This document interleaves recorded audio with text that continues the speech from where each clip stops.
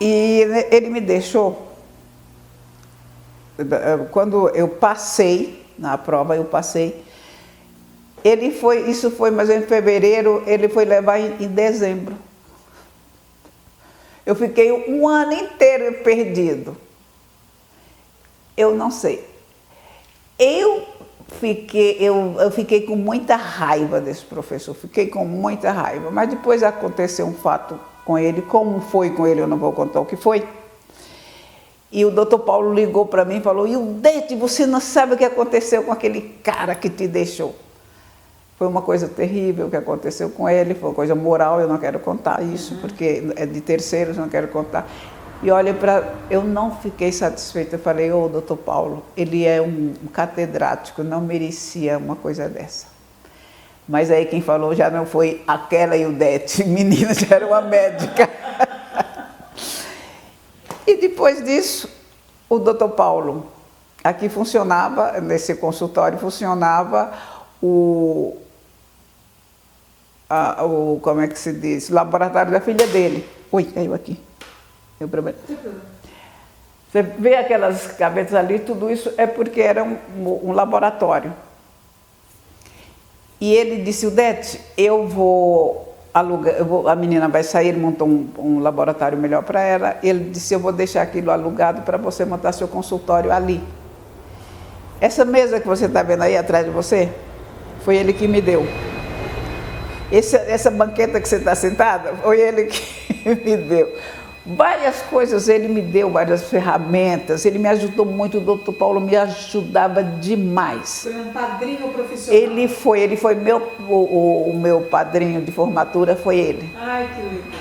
Porque ele era tão bom para mim, ele arrumou, depois, a escola era paga. O meu pai ficou doente, depois já não podia mais pagar a faculdade. Então, ele pediu a um deputado, Dias Menezes, e ele me arrumou como é que se diz, para pagar. Eu não paguei mais a faculdade. O doutor Paulo, ele foi bom aqui no bairro para todo mundo? Né? Todo mundo, mas para mim ele foi um pai. E numa época, ele também tinha uma deficiência física, não era? Ele tinha um braço, aquilo foi do parto. E ele era cirurgião? Não, aí é que tá, ele era um cirurgião, mas tanto que eu aprendi a trabalhar com ele, e ele falava: Ildete, você esqueça que você está trabalhando comigo. As cirurgias dele, eu ajudava. Mas aquela deficiência daquele braço eu supria. Certo. Então, nós trabalhamos. Mas não era assim aquelas grandes cirurgias, pequenas cirurgias, coisas que fazia. Até aqui eu já fiz também muitas pequenas cirurgias. Então, o doutor Paulo foi uma pessoa muito, muito, muito importante para mim. E como eu te dizia, que eu nunca sofri bullying, não tive nada dessas coisas. Eu chamava muita atenção por causa do cabelo. Meu cabelo era castanho claro, muito comprido. Cintura... De tapuia? De tapuia. Cintura muito fina, um quadril muito largo. Aí, um dia eu vinha vindo da minha casa para o meu consultório, que é aqui, e ele ia para o consultório dele, que era mais acima do meu. E quando ele passou de carro, ele gritou: ô, Ildete, você tem a bunda mais bonita que eu já... Era uma pessoa muito bacana. Então, por causa dessa bunda e dessa cintura fina, eu chamava muita atenção. Era esse que era o meu problema. Em todo lugar que eu ia. Teve uma vez em Salvador que um rapaz falou assim: diga que você é artista, por favor, eu sou turista aqui e eu gostaria de chegar na minha terra e falar que eu conheci o artista. Eu falei: não, mas eu não sou artista, eu sou estudante. Então, eu não sofri esse tipo de problema. E todos esses rapazes e essa bunda bonita e esse corpão, não te suscitou a vontade do casamento, do namoro, nada? Eu fui pedida de casamento por um professor quando eu estava no ginásio. Mas ele falava assim: Ildete, você quer casar comigo? Mas você tem que deixar de estudar. Eu falei: eu não quero. Então, eu não pensava em casamento. Olha, e não me arrependi de não ter casado. Sinceramente, eu falo com toda sinceridade. Primeira coisa, se eu tivesse me casado, eu tinha morrido de parto. Porque naquela época que eu estudava, naquela época não existia ultrassonografia. E já depois de muitos anos de formado, eu estava, não sei que problema que eu tive, eu quis fazer uma ultrassonografia. E sabe o que eu tinha? Que eu tenho? Um aneurisma na aorta. Se eu tivesse engravidado, eu teria morrido. Vê como Deus é bom, não deixou eu querer casar. Deus é fantástico. Mas o casamento seu então foi com trabalho, com estudo? Só estudei. E graças a Deus por isso, porque hoje eu sou uma pessoa que viaja. Eu comecei, deixa eu ver, a primeira viagem que eu fiz internacional foi para a Suíça.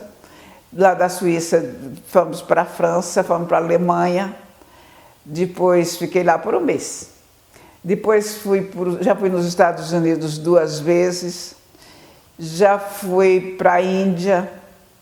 Já fui para a Itália. Na Itália fiquei quase uns 15... Eu conheci a Itália toda.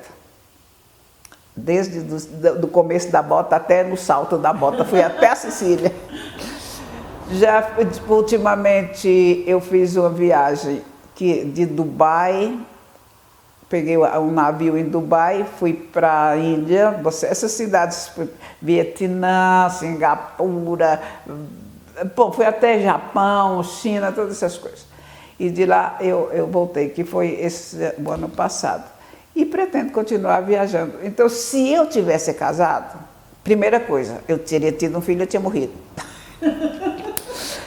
E eu não teria a vida que eu tenho hoje. A minha irmã também não casou. E ela já viajou muito, muito mais do que eu. Às vezes a gente viaja junto, às vezes ela viaja só. Já peguei uma nevasca em Nova York, foi uma coisa terrível. Fui para Washington, fui para tudo lá. Então, eu sou uma pessoa feliz, muito feliz, porque tenho uma vida muito satisfatória. Só que esse ano é que eu tive um problema de saúde.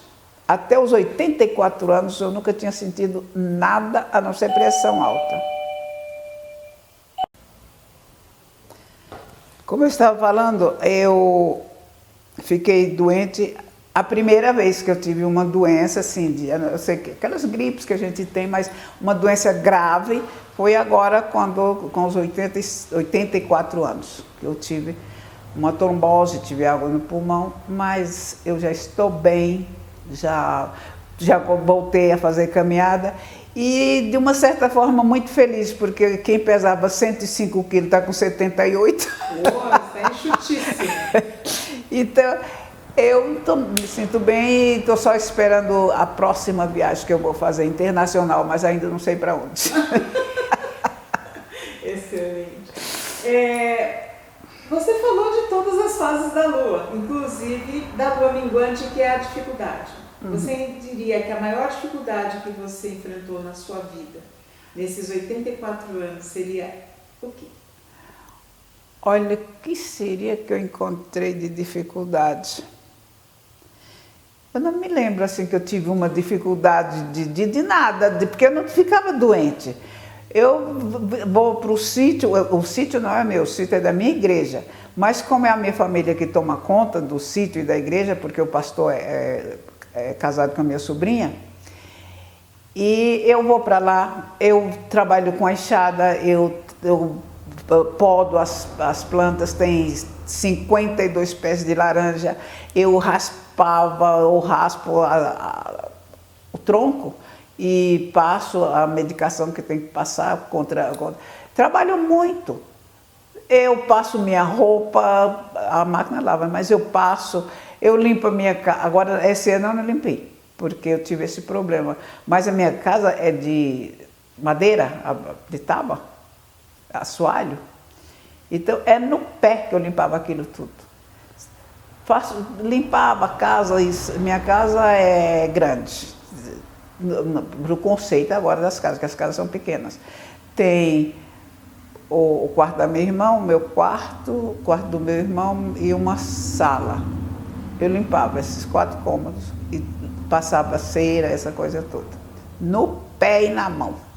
Nossa. Fazia tudo isso. Então eu não sentia assim dificuldade. Financeira também não, porque a minha irmã, primeiro eram meus pais, depois a minha irmã assumiu a casa. Ela faz toda a despesa da casa. Eu só tenho a despesa de motorista, que eu tenho um motorista, e pago aqui o consultório. E o meu dinheiro eu guardo. Mas ela é porque ela é aposentada, professora aposentada e do Estado e da Prefeitura. E de vez em quando ela recebe uns precatórios lá, não sei como é que é. Ela viaja muito, muito mais. Ela chega a fazer até 3 viagens internacionais. Então, minha dificuldade eu não tenho muita. E qual seria a receita para essa longevidade saudável? Porque ontem eu falei na live, né? O corpo envelhece, isso é inevitável. A mente envelhece, isso é escolha. Faz sentido isso para você, Ivete? Não, porque a minha mente não envelheceu. Então faz sentido de que escolha envelhecer a mente. Eu acho que a pessoa que envelhece... Você viu que há pouco chegou um paciente aqui que ele disse que eu tratei dele como quando ele era menino. Ele não está mais velho do que eu? Muito. Então, e você viu, ele está com depressão, não sei porquê. Eu não entro em depressão. Essa doença que eu tive, dessa trombose, talvez por a viagem tão longa que eu fiz, foram 28 dias de navio. Daqui até Dubai são 14 horas, nós tivemos que ficar 2 dias para adaptar, para pegar o navio. Quando nós voltamos de avião, nós tivemos que ficar em Dubai 3 dias para adaptar.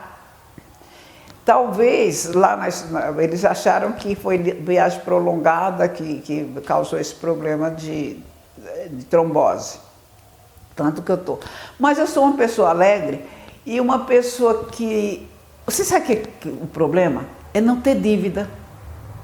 Se você não tem dívida, se você não... As pessoas ficam, porque o meu cartão estourou, porque isso... Eu compro o necessário. Eu não sou uma pessoa que saio gastando só porque eu tenho o cartão, mas eu compro a dinheiro. Então, eu acho que é isso. Dívida é uma coisa que envelhece. Uma pessoa que tem filhos, eu não tenho filho. Eu tenho uma família que, graças a Deus, é uma família toda evangélica. E a família evangélica, eles não têm muito problema de filho desobediente, de filhos que vai para droga, porque somos criados dentro do Evangelho. Se eu chamo os meus sobrinhos, eles vêm com uma satisfação, eles me tratam com tanto amor, que é o medo deles. Eles perderam os pais há pouco tempo, o pai morreu, que era o pastor da igreja, ele morreu 1 ano e 7 meses depois, a mãe morreu. Agora, eu sou a tia-avó, a tia que precisa de olhar para um, olhar para outro. Eles têm aquele amor tão grande por mim que eles têm medo que eu morra. Eu vou falar uma coisa, quando eu fiquei no hospital, ia as minhas sobrinhas e a minha irmã, mas a minha irmã caiu na pressa, quebrou o braço, e ia uma sobrinha depois e outra dormir comigo. Aí eu falei com elas, olha, fica muita coisa para vocês trabalham, manda os meninos. Olha, os meus sobrinhos ficaram dormindo comigo. Eles me levavam até o banheiro, porque eu tinha que ir levada no carrinho de roda, cadeira de roda. Então, e eles têm muito, muito amor, eles me dedicam muito amor. E eu com eles também. Você vai para o sítio? Tia, vamos para o sítio? Agora no carnaval minha irmã não queria deixar, porque eu estou em regime, eu não posso comer coisa verde, eu não posso comer com muito sal, só cozido e grelhado. Não posso comer muita coisa. Então a minha irmã... Mas você é um bom garfo de comer todas as coisas que tem vontade? Era. Eu comia, tanto fazia comer doce, eu estava comendo doce, se você chegava com coisa salgada, eu comia também. Eu punha um prato, muita comida no prato. Depois, eu ainda repetia. Isso até agora, ano passado? Até o ano passado. Mas quando chegou no navio, nessa viagem do navio, eu fiquei com medo de engordar muito. Porque era muita coisa para você comer, do café da manhã... Navio é terrível. E depois o café da tarde, aquela coisa. Eu quis me policiar. E tinha um molho muito gostoso. Aí eu só comia legumes e verdura. No almoço era só isso. Legumes, e folhas, essas coisas assim. E acostumei. E quando eu voltei de lá, eu voltei com o mesmo costume. Continuei a comer só legumes. Aí passei a comer pouca massa, pouco arroz. E agora estou totalmente sem apetite. Não tenho vontade de comer nada. Tanto de 90 quilos, eu cheguei a pesar 105 quilos. Foi quando quebrou aquela cadeira que você está vendo ali. Ela riu aos braços, não me coube. Depois eu comecei a perder peso, assim, aos pouquinhos, mas não fazia aquele regime. Quando eu voltei com 90 quilos, eu já não me pesei, eu não me pesei quando voltei, mas eu sei que eu tinha perdido bastante nessa viagem de um mês, assim, comendo. E continuei comendo. Agora, quando eu fiquei doente, mesmo aí, pronto, aí eu perdi e continuo perdendo, só que eu estou preocupada de estar perdendo demais, porque está parecendo muita pelanca. Isso não pode. Não pode.